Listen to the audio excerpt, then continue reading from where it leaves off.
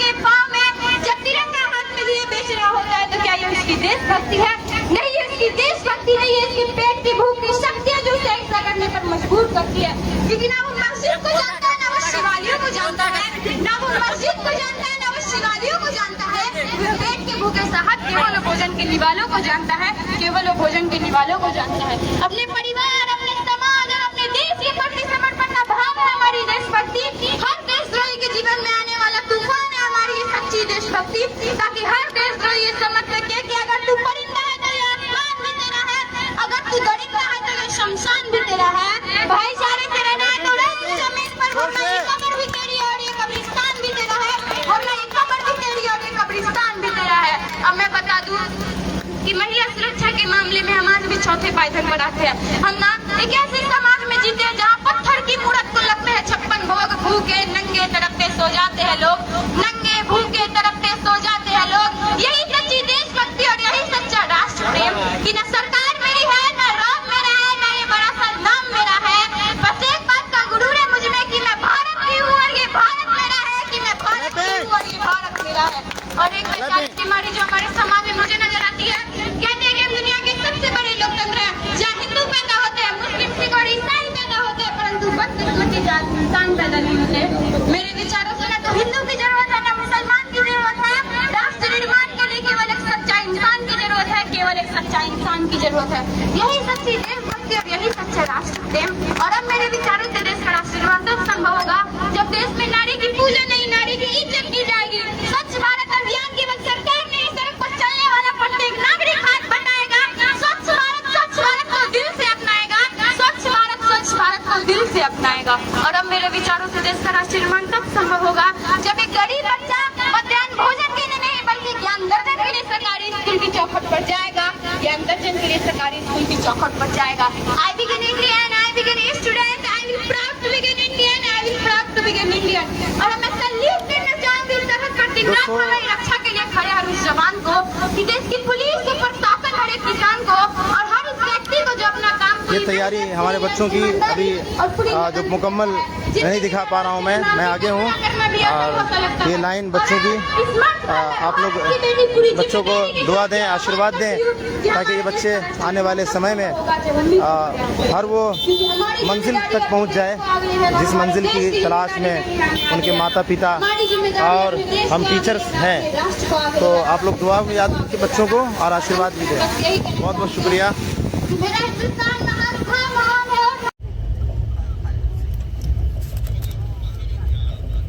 बरौनी और झाझा में पूरा बाहर से पूरा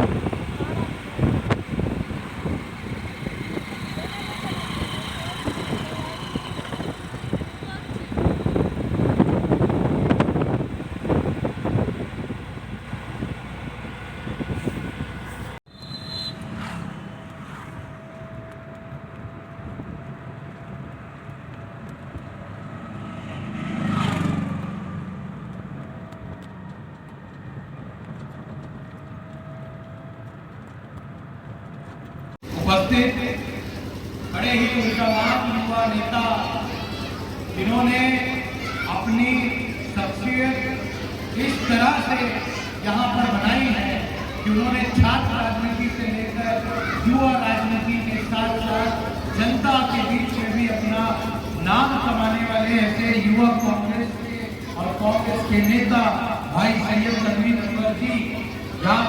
उपस्थित भाई सादिक आरजू जी, खादिम साहब, ठाकुर साहब, सैयद इलाज अनवर जी, भाई नौशाद आलम जी, मिराज अली जी, मोहम्मद चांद जी, मिथिलेश पासवान जी, मोहम्मद गुड्डू जी, सतीश सिंह जी, अफवाक आलम जी, भाई आदित्य सिंह जी, दिलशाद अहमद जी, मेरे साथ निरंतर दौरा कर रहे बिहार में राष्ट्रीय कोऑर्डिनेटर प्रभारी भाई परमजीत सिंह पम्मी जी, और यहाँ पर मौजूद एक आम युवा साथी, जनता, नागरिक, वरिष्ठ सभी साथियों को मैं आज इस्तेमाल करता हूँ, स्वागत करता हूँ और अभिनंदन करता हूँ आज की बैठक। साथियों, मैं अभी जमीन पर मंच से क्यों उतरा, उसका एक कारण है कि मैं आपसे जिस सवाल और जो बातें करना चाहता हूँ उसके लिए आपके पास आना जरूरी है। आप इससे पहले सारे वक्ताओं ने, सारे हमारे साथियों ने अपनी बातें कही कि आज ये जो पीछे मंच पे लिखा हुआ है SIR जागरूकता संवाद और पदयात्रा जो अभियान है वो करने की आवश्यकता क्यों है।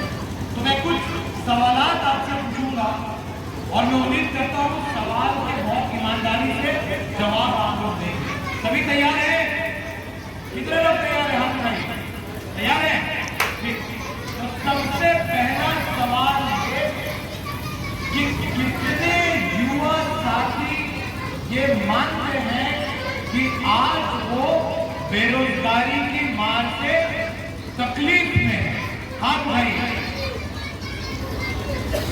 ठीक है। कितने लोग ये मानते हैं कि महंगाई की वजह से उनके आज का जीवन व्यापन करना बहुत मुश्किल में है, बहुत तकलीफ में है? हाथ उठाइए। महंगाई कितने लोग ये मानते हैं कि आज बिहार में एक सबसे बड़ी समस्या है बेरोजगारी, और आपके कितने परिवार के लोग ऐसे हैं जो रोजी रोटी कमाने के लिए आपके गांव और आपके प्रदेश से कहीं बाहर गए? आप कितने लोग ठीक। अब मुझे ये बताते, हाँ साथी, ऐसा कितने ये साथी हैं जो मानते हैं इन सारी समस्याओं का कहीं न कहीं कारण सरकार है, बिहार की और देश की? कितने लोग मानते हैं? हाँ भाई, जबरदस्ती तो नहीं उठा रहे हैं, अपनी इच्छा से उठा रहे हैं ना? ऐसा तो नहीं है कि सारी उठा रहे हैं और यहाँ पे आपसे बोल रहे हैं तो जबरदस्ती आप उठा रहे हैं। फिर से पूछ रहा हूँ, कितने लोग ये मानते हैं कि चाहे बेरोजगारी हो, महंगाई हो, गरीबी हो, पलायन हो, उन सभी की जिम्मेदार वर्तमान में केंद्र सरकार और वर्तमान में बिहार की सरकार कहीं न कहीं है? हाथ भाई कितने लोग मानते हैं? ठीक है। अब आप ये सोचिए कि जब आप ये जानते हैं और आप जैसे गांव में रहने वाले, शहर में रहने वाले, बिहार के वरिष्ठ लोग, महिलाएं, युवा साथी सभी जानते हैं कि आपकी परेशानियों का कहीं न कहीं कारण सरकार है, तो आपको क्या लगता है सरकार ये जानती होगी कि नहीं जानती होगी? जानती होगी कि नहीं जानती होगी? अरे जोर से बोलिए भैया, जानती होगी ना? तो जैसे आपको पता है कि आपकी परेशानी का कारण सरकार है, वैसे सरकार को भी पता है बिहार की जनता का परेशानी का कारण वो खुद है। तो अब उनको डर क्यों लगता है?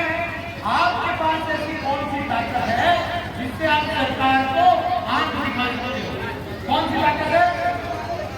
कौन सी ताकत है? फिर से बोलिए, कौन सी ताकत है?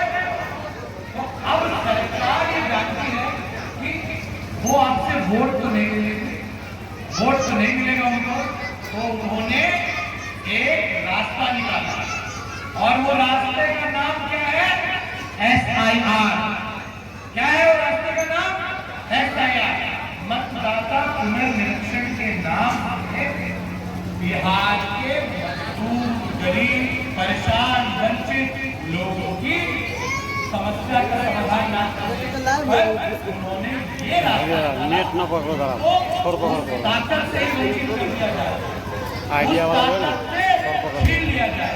आज तो कम से कम 5 साल में वोट की ताकत की वजह से नेता लोग आपके पास आ जाते हैं, आते हैं कि नहीं आते हैं? हाथ पर जोड़ लेते हैं ना कभी कभी कि भैया वोट हमने नहीं दिया, वोट चाहिए हमको, आ जाता है। लेकिन अगर ये सोचिए, बहुत गंभीर बात बोल रहा हूँ, युवा साथियों को भी सोचने की जरूरत है और यहाँ बैठे हमारे नेताओं को भी सोचने की जरूरत है कि अगर आपकी वो ताकत आपसे छीन ली गई तो आपको क्या वैल्यू देगा वो नेता और वो राजनीतिक लोग। आप लोगों को सोचिए, अभी तो आप आंख दिखा लेते हैं, क्यों भैया ठीक बात, अगर ये मेरा हमारा काम ना हुई तो अगली बार आप तैयार रहिएगा, वोट देने आइएगा तो आपको बताएंगे। बोलते हो ना बोलते हो ना भाई, आंख दिखा लेते हो ना। अगर ये वोट का ताकत नहीं रहेगा तो आंख दिखा पाइएगा क्या? और क्या बोलेगा, हमें अपनी ज्यादा परेशान करने का कोई बात नहीं है, आप जाइए जो करना है कर लीजिए, यही टोन में बात करते हैं ना। तो आपके पास ताकत है, अब क्या करना है, अब इस ताकत को आपको बचाना है और ध्यान रखना है। कैसे ध्यान रखेंगे? कितने लोगों के पास बीएलओ आया, कितने लोगों के घर आया बीएलओ? बीएलओ वोट चेक करने आए हैं आपके घर?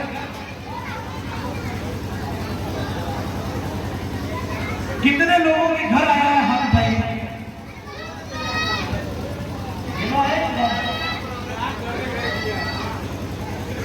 फिर से मैं बोल रहा हूं, वोटर आईडी चेक करने, आपका वोट का जांच करने, आपका जांच करने कोई सरकारी कर्मचारी आपके घर आया है?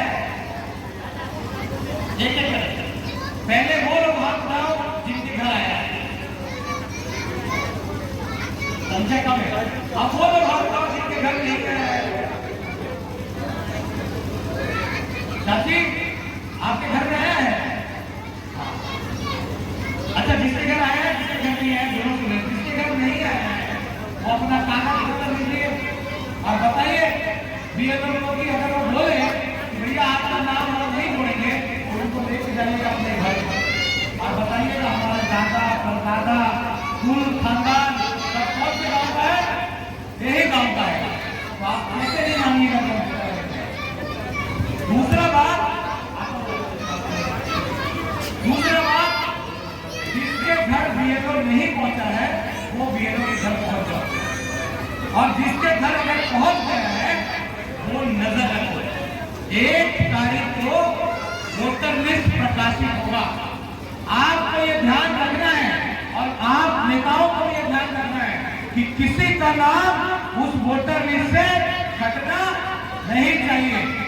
अगर कोई आपका बेटा, कोई मित्र, कोई साथी, कोई परिवार का भतीजा, कोई व्यक्ति अगर बाहर जाके कमा रहा है तो आपको ये देखना है कि बाहर कमाने के नाम से उसका नाम ना हटा दें।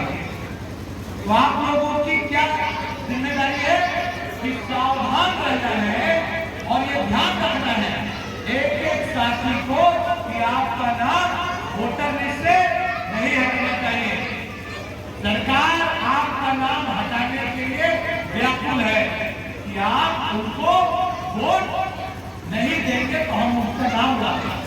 लेकिन सरकार को ये बताना जरूरी है कि हम तो आपको वोट भी नहीं देंगे और अपना नाम भी हटने देंगे। समझ रहे हैं ना?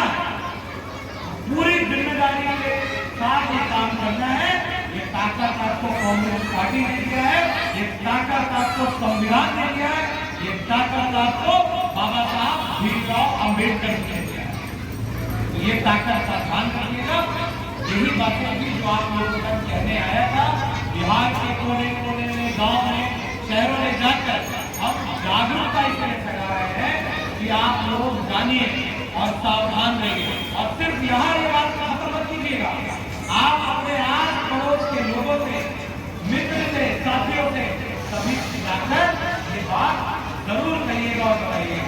तो मैंने जो बात आपको समझाया, समझ में आया सबको? कितने लोगों को समझ में आया? हाथ उठाइए। समझ में आया सबको कि और एक बार समझाऊं? समझ में आ गया?